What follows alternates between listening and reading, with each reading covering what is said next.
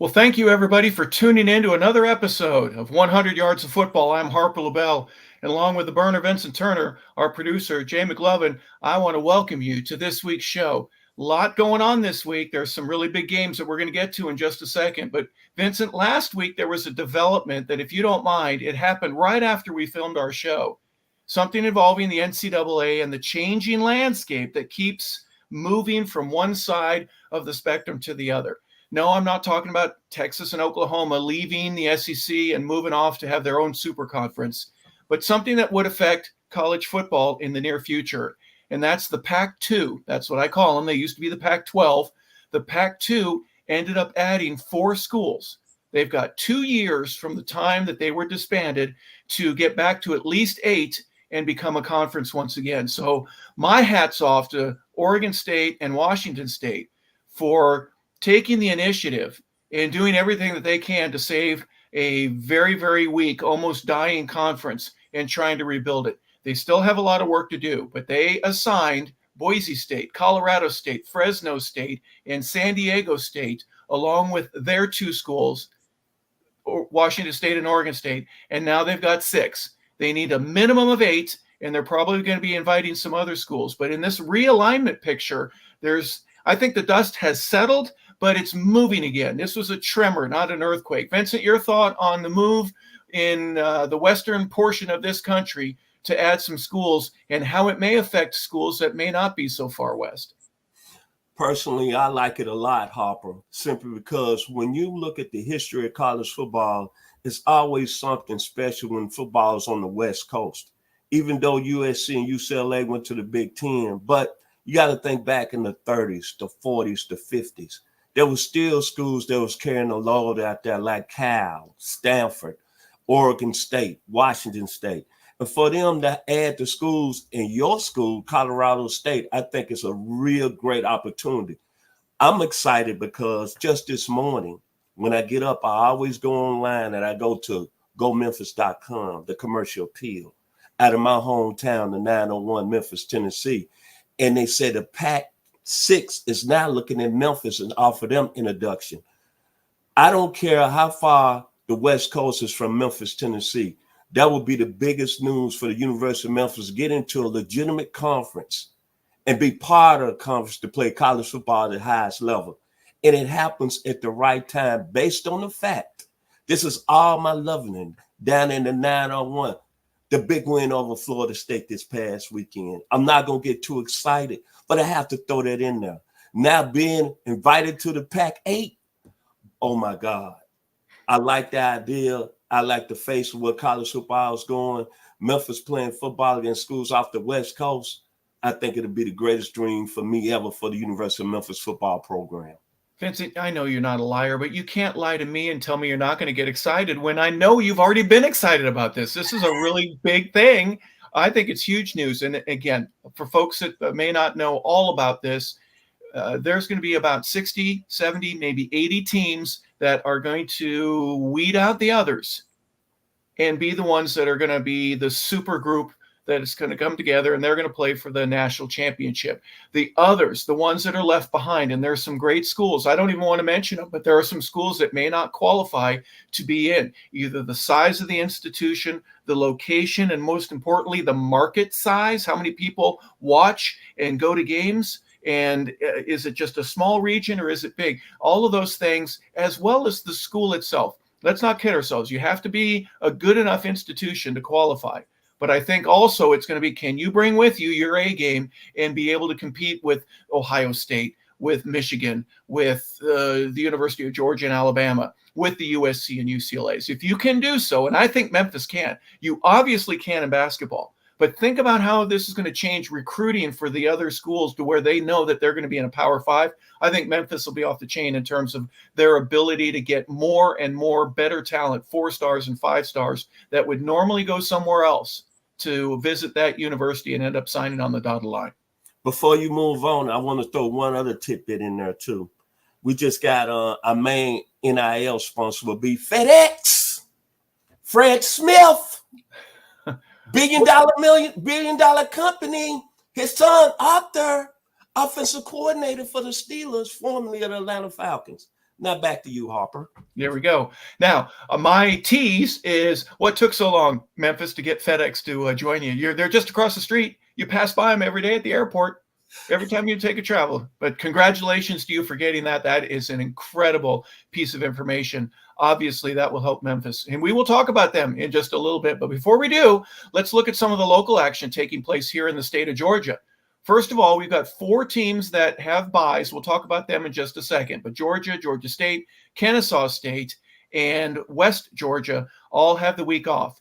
The big games this week are, for obvious reasons, the one on top. Georgia Tech ends up going to Louisville. They'll be playing the 19th ranked Louisville Cardinals. That game is at 3:30 on ESPN2. Georgia is already 3-1. Louisville is only 2-0. Remember, Georgia had that game in Ireland at week 0, and Louisville's already had a bye week. So interesting to see that there's a 2-game difference between these schools. But obviously, that's one of the bigger ones on the map. At 4 o'clock on Flow Sports, Valdosta State ends up going north to end up in Due West, South Carolina. They're going to be playing Erskine College. They are 1-2. The Fighting... What are they? The Fighting Friars. They are going to be hosting Valdosta. At 6 o'clock, the Citadel ends up going to Macon, and they'll be playing Mercer. Mercer's 3-0 right now, guys. I'm very fascinated with how Mercer is going to be continuing to keep the move going and where they end up in terms of a FCS playoff. Their game is at 6 o'clock. And then on the SEC network, the final game that we'll be talking about here very briefly is Georgia Southern ends up going to Oxford, and they'll be taking on number 5 ranked Ole Miss. That game is on SEC, on the SEC network at 7:45. Vincent, your thoughts about the games locally here, either last week or for this week? I'm going to say last week, I got to give kudos to the people down in the downtown Atlanta, Georgia State University, beating Vanderbilt. That kept Vanderbilt from being the 3rd Tennessee school to be undefeated, along with Tennessee and the University of Memphis. So kudos to the Georgia State Panthers. And, of course, the hollering, the shouting, everybody getting upset because Georgia only beat Kentucky by 1 point, and then Georgia fell in the poll. They're number 2 in the country now. But I tell you what, I still consider the Georgia Bulldogs still the best team in the country. One thing about Georgia that Kirby Smart has done in his tenure, think about this. When we think the Dogs have took a step back, they come back the next week and they play like the team we know they are, the best team in the country. Let's go back a couple of years ago when they won the national championship, right? They had that big game against Ohio State. Everybody thought that they was going to go into TCU and play them in the national championship. TCU had a chance. What happened? 66-7. Year before they lost the SEC championship game to Alabama. What did they do? They come back and win the national championship. The Dogs, in my opinion, still the number 1 team in the country. If I may, I don't normally interrupt you guys, but I know you just made a comment, which is to me a very impactful comment, that Georgia was the best team in the country. But for all of us out there that don't know, could you tell us who's ranked number 1 right now in the nation? I'm just curious. Oh, okay. See, we're going to introduce our new talent today, Mr. Jay McLovin. He brings a lot of energy to us. He's down in the suburbs of Houston, Texas. He's a University of Texas fan, so I give it to the Longhorns. They are the number 1 team in the country. And like I said, they had a more impressive win last week, the debut of Arch Manning. The nation is excited about that. But however, Georgia is going to be coming to Austin in October. So I'm going to leave it at that. I just have one last comment, and I'm going to get out of here and let you guys have it. Do you know how fast currently Archie Manning throws the football? Do you know? Let me give you a little reference point, just so you can kind of fathom it. Tyreek Hill runs 20.3 miles per hour.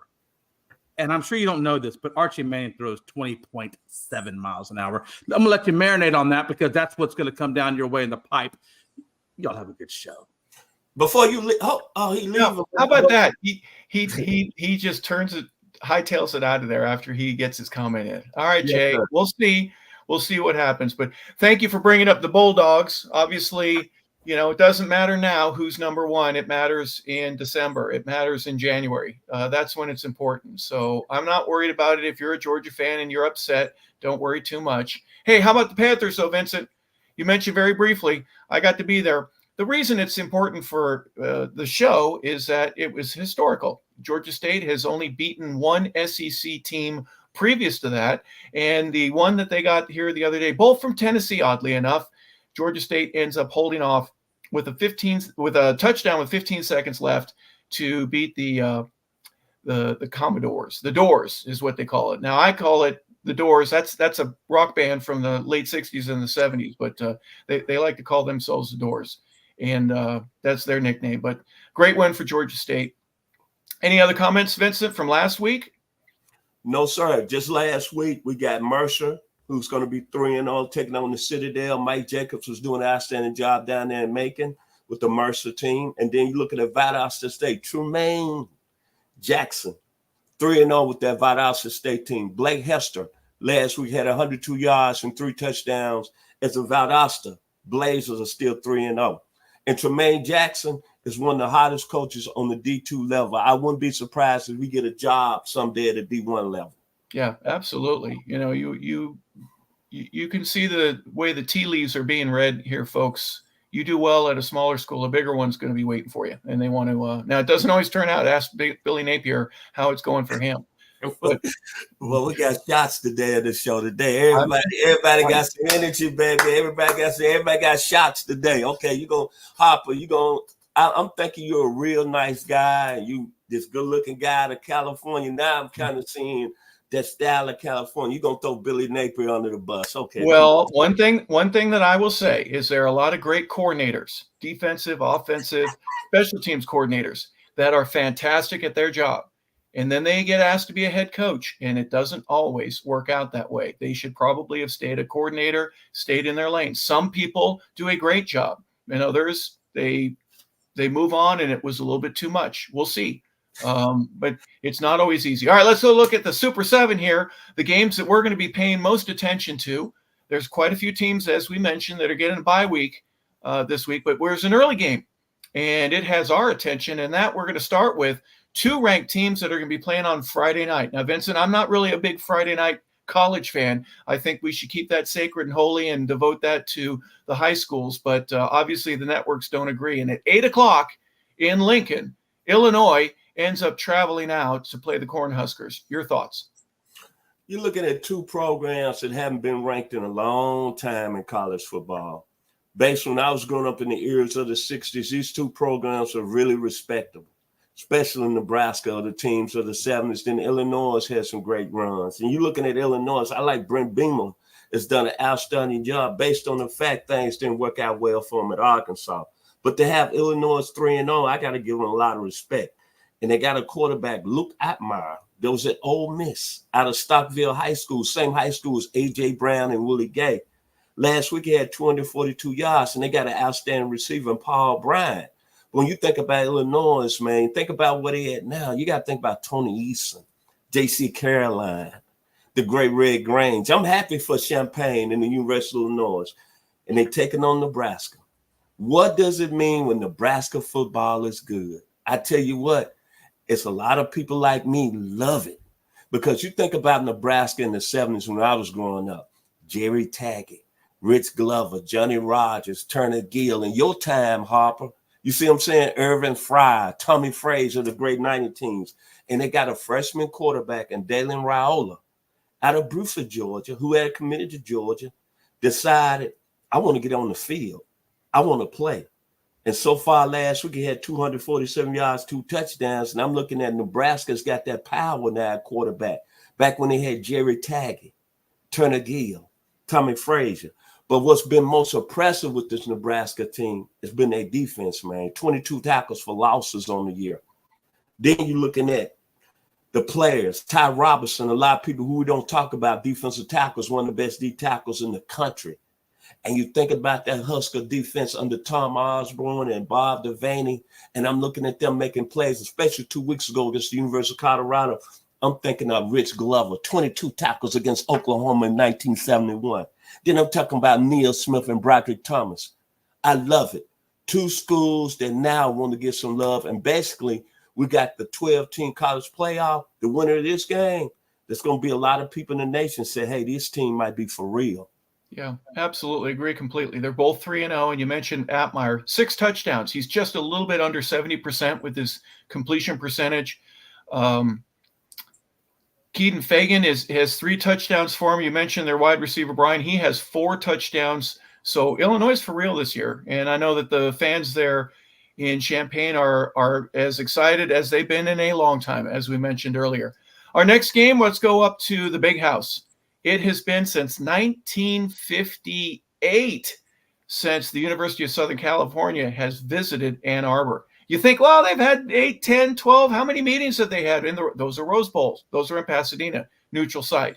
This will be the first time that SC goes up to Michigan. Obviously, with the Big Ten move that took place 2 years ago, but they announced the schedule last year. This is their first time of doing it. They're both ranked, Vincent. This is going to be a barn burner.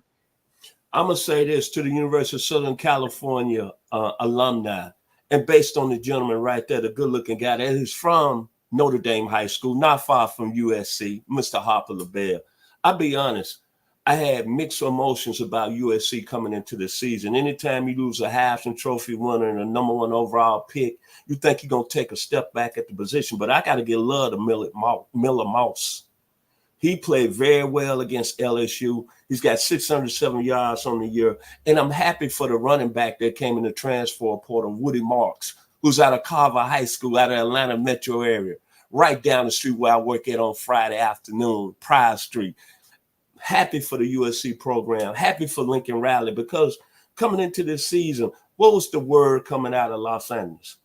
If USC doesn't improve defensively, and a lot of people was picking LSU in their opening game, Lincoln Riley was going to be, as we say on 100 yards of football, on the hot seat, hot. And I'm going to tell you, don't butcher his name, the Anton Lynn, the defensive coordinator, has done a phenomenal job in the 2 games for USC, allowing only 20 points to LSU and shutting out Utah State. He's got Eric Gentry, Brett Alexander, and Mason Cobb, who last year was in that same defensive scheme, looking like players that lost. These first 2 games of the season, they have played at a level. And it brings back memories of this great USC defense back in the day, Harper. Help me out here. Richard Batman Wood, Ronnie Lott, Troy Polamalu, Dennis Smith, Clay Matthews Jr. and Sr. I'm very impressed with the USC team. Now, Michigan, y'all had a great year. Y'all had so many players taken in the 2024 NFL draft. Your whole offensive line, your quarterback went number 1 overall to the Vikings. Your running back is out there playing with the LA Rams. And you got a new coach in Sharon Moore.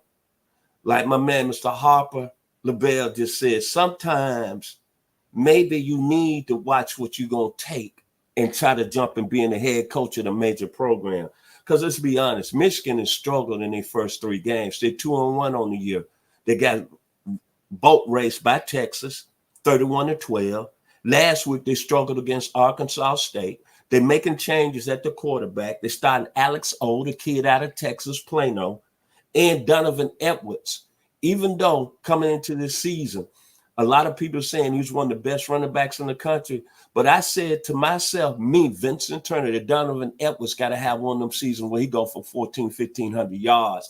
And Michigan is going to be, as we say, a really focused and a team that we're going to worry about in the new Big Ten. But that hasn't happened in the first 3 games. And I'm going to tell you this. This is a very important game for Michigan, because if they lose this game at home, I'm expecting the rails might come off a little bit. And as Mr. Harper LeBel just said, he just made a shot at Billy Napier. I don't want him to come back in the next 2 weeks. And I'm going to tell you, I already know how he operates. The shots are going to be going at Mr. Sharon Moore. Because in this world, it's what you've done for me lately. It is. And they were amped. I watched the beginning of the Texas game, and I'm thinking, man, Michigan is here. They're not going to miss a beat from where they were last year and playing for a national championship. But they just don't have the same group of kids. It's, offensive line especially. They lost them all of them.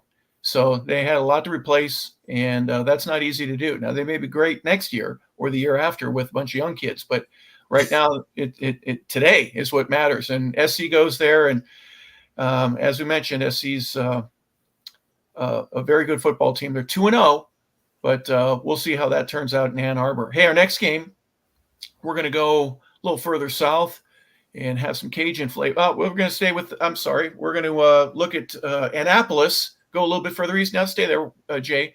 Thank you very much. Your Memphis Tigers had a big win. I watched the last 10 minutes of that game. It probably took 45 minutes in real time to be able to get through it. But Memphis would give the ball back, and Florida State just didn't want it. And then they get it back again. They got a field goal late, and they just put it away. Congratulations to the Memphis Tigers. Now, they travel to Annapolis, and they'll be taking on Navy. Your thoughts, Vincent? I'm going to say this. Out of all my years on this earth, 64 years, I never thought the University of Memphis would be at this status of being mentioned a top 25 college football team. Even in the words and the mentioning of being a college playoff team. Even being in the words of going to a major conference. Even though the conference has been dismantled, now they're bringing it back, the Pac-6. I'm as excited as any individual today. Our producer, Mr. Jay McLovin, and people don't know, he tried to give me a little rubbing before the show. That's all right. He's a Texas man. He said, man, what we know about Memphis? Well, see, not growing up there, you wouldn't relate, Jay. And so you don't understand. And when that game was over and I got the message on my phone, I said, you know what? Maybe this program has finally arrived. I got a call from a certain relative. I'm not going to put his name out there. And he picked Florida State to win the game. And he told me Friday, the real point of the game was that Memphis was not going to be physical enough to stop Florida State from running the football. All I know, they held Florida State to 37 yards rushing. Chandler Martin, I mentioned his name last week. I'm going to mention his name every time we talk about Memphis. Local kid out of Arabian Mountain, Metro Atlanta area. NFL prospect, had 8 tackles, 2.5 tackles for loss. And I'm thinking, is this for real? I'm 64 years old. The 901 is being mentioned in the likes of USC, Georgia. And all I could think about was Ryan Silverville, the head coach out of Jacksonville, Bowles High School, the same high school as one legendary. I think y'all know him, Chipper Jones. But I think about all the great players that I grew up watching this football program when it was 1-10, when it was in several conferences, when they had, I want to say, coaches that won and now even running a football program. And I think about all the great players of this program, Isaac Brooks, Derek Burrows. I'm sorry. Now you're not going to interrupt me today, baby. Jerome Woods, my colleague, my man, I went to the first grade, Jerry Knowlton. I love you, brother. Keith Simpson, Eric Harris, Lloyd Patterson, my brother from my neighborhood, Keith Clark. His daughter graduated from the University of Michigan, a doctor. The 901 is in the house. Rex Dockery, the legendary Charles Greenhill, who died in a plane crash in 1983, maybe the greatest football player that ever played at the University of Memphis. Mike McKenzie, Charlie Babb, member of the 1972 Miami Dolphins Super Bowl team that went 12-0. So if you don't like it and you don't understand, that's all right. Because today, nobody's going to stop Vincent Turner from being in love with his program, the 901. And we went down and beat Florida State, a Florida State program that's had Dion, Bobby Butler, Jamie Dukes. I'm throwing shots, and I don't care if you don't like it. But I say this. It's only one game, and we could come back easy and lose to this Navy team. A Navy team is averaging almost 297 yards on the ground. They 2-0. They had a very impressive win over Temple last week, a Temple team that gave Oklahoma all they wanted in the first game of the year. And they got an offensive coordinator, Drew Cronick, that's from Canton, Georgia, rising up in the ranks. So I'm going to enjoy this for a moment. Jay, I love you. I thank you because you're bringing this out of me. Harper, you bringing this out of me. So at the end of the day, the Memphis Tigers right now are being recognized as maybe a college football program. And I'm going to leave this with all my people out there as we move on.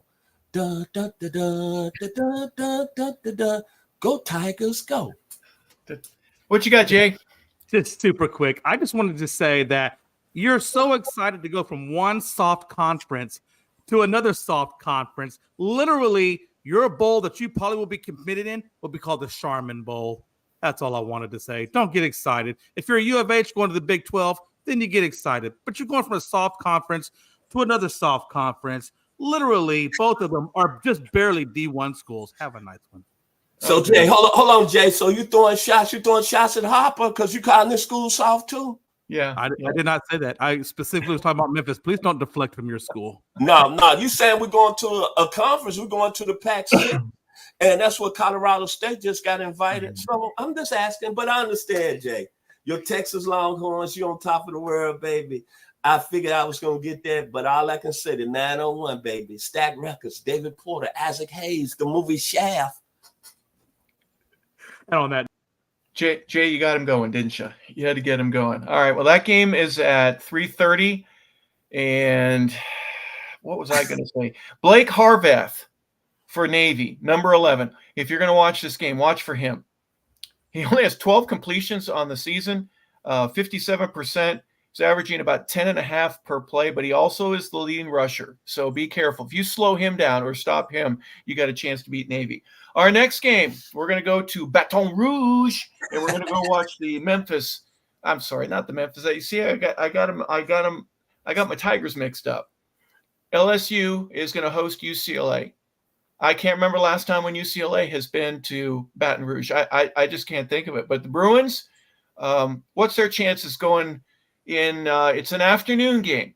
I know the folks get a little sauced up there for evening games, but I think they can put one or two down before a 3:40 kickoff. What do you think, Vincent?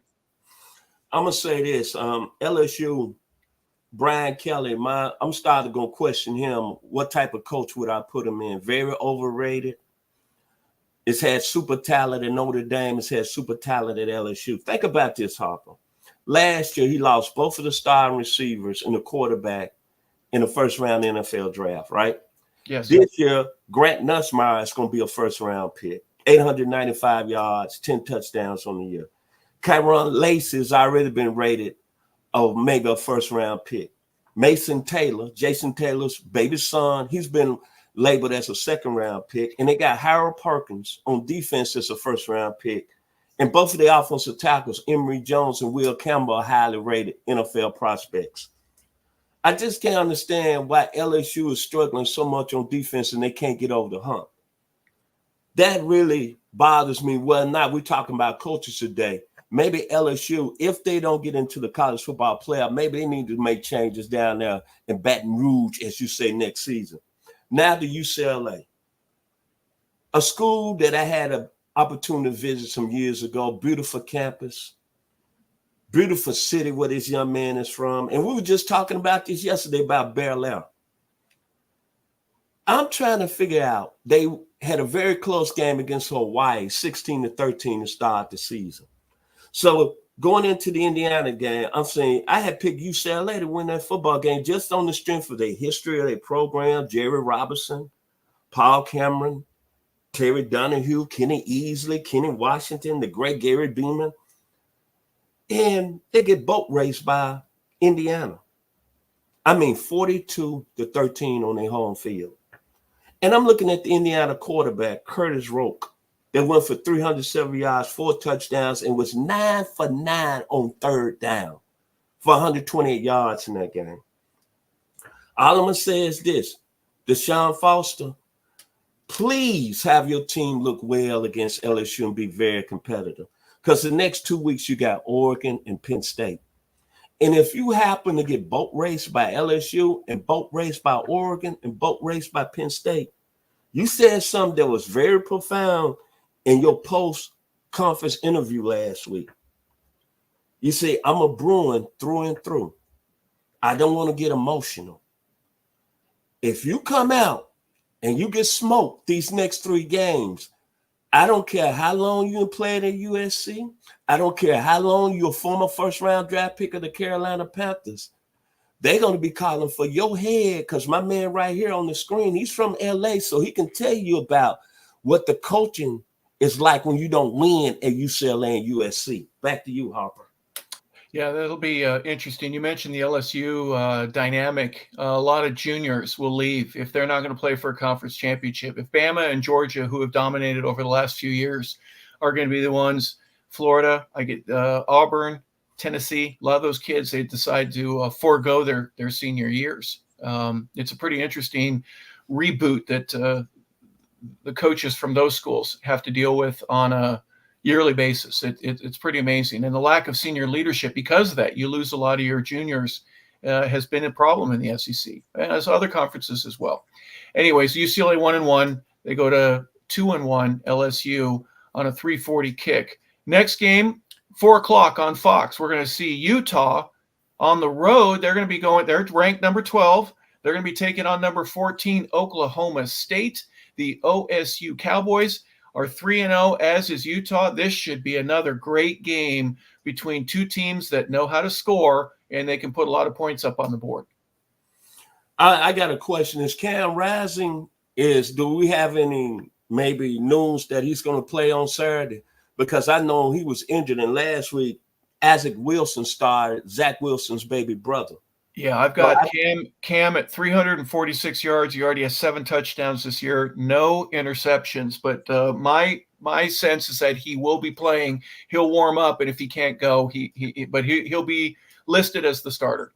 Because he's the key to Utah of being a team that's on the outside looking in. If he's under center, Utah is a very serious football team. A guy that you played against in college that you told me in previous conversation was a hell of a football player, Kyle Willingham. I tell you what, over the last few years, when you talk about college coaches that haven't gotten their respect, he's done an outstanding job out there in Utah, man. Playing Oklahoma State, another gentleman that hasn't gotten his respect, kind of a little controversial. We know about Mike Gundy, former quarterback at Oklahoma State. He's got a very outstanding running back, Ollie Gordon III, who they say is the best in the country. But Ollie Gordon III only got 216 yards on the ground so far this year. And then what's so surprising with that, Oklahoma State has all the offensive linemen returning. They got 4 6-year seniors and a 5th-year senior. And Ollie Gordon Jordan had over 1,700 yards. I don't understand why they're struggling to run the football, but make it plain and simple. This is a game of 2 football teams. They got very lot of senior players, veteran clubs. The winner of this game, you better take a serious look at them playing in the college football playoffs and being some serious a team that I wouldn't want to play. And Alan Bowman, another guy that's been at a school for a long time, 24 years old, been in college for 7 years, is a very, very good football player. Jackson Arnold, their quarterback, he wears number 11. 62% of his passes he completes. He's got a little over 400 yards, but 7 touchdowns and 2 interceptions. So that big offensive line that's in front of him, because of their age and their experience, I think they're giving him extra time to throw. And Oklahoma State is ranked number 14 for a reason. Let's go to our next game. 7:00 on ESPN2. Reason I put this out there, Vincent, I didn't want to be a surprise to anybody, but I will wonder, is it possible for Cal Berkeley to go in and create an 0-4 Florida State Seminole team? What are your thoughts? Harper, I've been knowing you for what? We had a really good 2 months of good friendship. You've been a great acquisition of 100 yards football. See, one thing about me 64 years old, you want to do this Florida State Cal game, and I didn't understand, but I had to think about it. See, right now, Mike Norvell is in trouble. Job status is in trouble. The Florida State team is reeling. It's no question about it. Cal can go in there and have Florida State 0-4. There's rumors out there. I saw some online today is that if Mike Norvell loses his football game, that he might not survive. Based on the fact they just gave him a new contract last year, right? When he went 13-0, I think they're paying him $10 million a year. And there's word coming that the son might come home, the lost son by the name of Deion Sanders out of Fort Myers, Florida.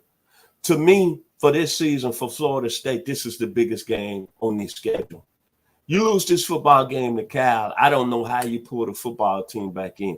And the most serious issue that I have that I don't understand, Florida State really tried to get Cam Ward in the transfer portal, who decided to go to the University of Miami. And they fire back on DJU. DJU struggled at Clemson. DJU played in the system at Oregon State. He had some success. But when the season started, I said to myself, is he going to be the guy that's going to be able to get Florida State over the top. And you see what has happened. The difference between Florida State being on 3 and 3-0, he has not played well the quarterback position. And I feel for head coach Mike Norvell because I think he's a hell of a coach. But you can, man, if you don't have your quarterback position in the right spot, it could cost you your job. Back to you, Mr. Harper. Yeah, I agree. And DJ he's 56%. He's thrown for over 650 yards, but he only has 1 touchdown. He's got 2 interceptions. Do you replace him? Do you go with one of the guys behind him, Brock Green and Luke Kromenhawk? Those are the 2 guys behind him. I'm wondering if there's going to be a whisper that turns into a shout by the second, third quarter. Will they be asking for the heads to roll? 0-4 at Florida State is just unheard of, especially, as you mentioned, as good as they were last year with that 13-0 season. You reward the coach, you lose a few of those guys, and it's tough to replace them. On the other side, let's just look very briefly. Fernando Mendoza, he's only a sophomore, big 6'5", 225-pounder. He's completing 70% of his passes for Cal Berkeley. He's got 5 touchdowns, 1 interception. They can run the ball. Javian Thomas, 31 carries for 241 yards, 7.8 per touch. He's got a touchdown. And Naziah Hunter, 12 receptions, 143 yards for him, 4 touchdowns. So Cal Berkeley's for real. And if you give them an offensive line and protect your quarterback, we'll see what happens there. But our feature game, the one that everybody, including ABC, is going to be doing that one's at 7:30, will be number 6, Tennessee. They're 3-0. They go to Norman. They're going to be taking on the Oklahoma Sooners. Josh Heupel, homecoming, former quarterback at Oklahoma. Big football game for the University of Tennessee. I don't want to get excited about the Vols right now. They had a big win on North Carolina State 2 weeks ago. That was very surprising, 51-10. I'm saying surprising of the score. The one thing that I want to see the Vols in this game, I know what they can do offensively. Nico when it's all said and done, I believe he's got 600 yards on the year throwing the football. And I'm putting it here right now on 100 yards of football. He might be the best quarterback that's played the position in the hill in Knoxville. That includes Condrich Holloway, Peyton Manning, Heath Schuler, T. Martin. I'm saying that the young man out of Long Beach will be the best quarterback when he leaves and finishes his career. Number 2, the Volunteers under Josh Heupel, we can score points. Dalen Sampson, one of the best running backs in the country. It's had over 100 yards first 3 games of the season. Dante Thornton, transfer out of Oregon, is special. But what's really, really been impressive to me about Tennessee is their defense. When you play in these games, your defense has to play at the elite level. James Pierce, in my opinion, is the best defensive player in the country. 6 tackles for losses so far this year, 2 sacks. And Brian Eason, the other defensive end, 7 tackles on the year, 1 tackle for loss. Amari Thomas, one of the best defensive tackles in the country. So that being said, I'm not so much worried about Tennessee from an offensive standpoint. It's what they're going to do on Saturday night offensively. You mentioned him off the air, Mr. Harper LeBel. You like Jason Arnold as a quarterback for Oklahoma. 5-star recruit. He's a guy that reason that Dylan Gabler left town, is at Oregon now playing under center. They got a great receiver in Deion Burks, transfer out of Purdue. They got 2 highly acclaimed defensive players, Danny Stinsman, who they say is the best linebacker since Brian Bosworth has been on campus. Billy Bowman, one of the best pound-for-pound safeties and pound-to-pound defensive players in the country. And this is a huge game for Brent Venables. But when it's all said and done, and Tennessee is a 7-point favorite, that's kind of a little bit surprising. But Oklahoma, you played in the Big 12, and you said you wanted a part of the SEC. You, along with Texas, in the last few years saying the SEC one of the toughest conference in football. But right now, both you and Texas finna find out what they do in the South. And this game Saturday night is going to be very, very special. See, I know he's going to come back on the screen. But you say you want that smoke, as we say down south, and here on 100 yards of football, you finna get that smoke. And I want you, Jay, and all you fans out there at the University of Texas and Oklahoma, take notice on Saturday night when Tennessee play Oklahoma. If I may, just super quick. Yeah, I do think, as Armando Black TV has commented, I do think the Volunteers take it by 7. I also think, like he also commented, that Oklahoma's O-line is suspect. I fully expect Tennessee to walk away with this game. I just wanted to come in and just say, number one, how sweet it is that Oklahoma is on the downside of the Red River shootout between us and them. And oh man, it's so beautiful. Secondly, CJ, when the comment comes from a team in the Charmin Bowl, can you really take that seriously? Y'all have a good one. I'll see you. Hey, Jay, don't leave right quick. See, I hope you don't get that call from a gentleman that was on our show a couple of weeks ago. That's a tremendous football player by the name of Mr. Scott Case. I'm just going to leave it there. So you're throwing shots out here right now. Yeah. Throwing shots at the University of Memphis. You're going to get some calls from Memphis in a few minutes. Leave your email out there. I see you online. Make sure you be online at the end of the football year. And the SEC is waiting on your Longhorns. Back to you, Harper. We waiting on you too, baby. Yeah. All right. Well, hey, I screwed up, guys. I need to make a correction. I had Jackson Arnold for Oklahoma. I apologize for saying that he was with Oklahoma State. It's Alan Bowman who's the quarterback for the Oklahoma State Cowboys. My apologies for messing that up. I had them right next to each other, and when I didn't have my glasses on, I ended up looking at the wrong one. So we always want to make our corrections. We want to always going to get it right and do so in a manner that allows you to be able to trust everything that we're trying to put out there. There's some good stuff. We talked about the big schools, the little schools, and everything in between, the big changes and the little changes and everything in between, so that you are prepared for this coming week. We thank you for tuning in to another episode of 100 Yards of Football. Thank you to our producer, Jay McLovin. And I'm not going to say thank you, Vincent, for his comments, because he just basically said his piece and they took off. And it's basically hook 'em horns and get out, right? Just that's all he had to say. Vincent, last thoughts before we say goodbye. Hey, it's week 3 of the college football. No, week 4. I'm sorry. The college football season is getting hot and heavy. I'm very excited. I'm proud to be doing 100 Yards Football with you, Harper. To our producer, Mr. J, thank you, man. This is what it's about, college football, enjoying it at the highest level and talking smack. But today, nobody's going to take away my love and joy. As they say, God has got me. The University of Memphis. My final words, the 901, Stack Records, Isaac Hayes, David Porter. I love the city. The Tigers are not recognized maybe as a college football program.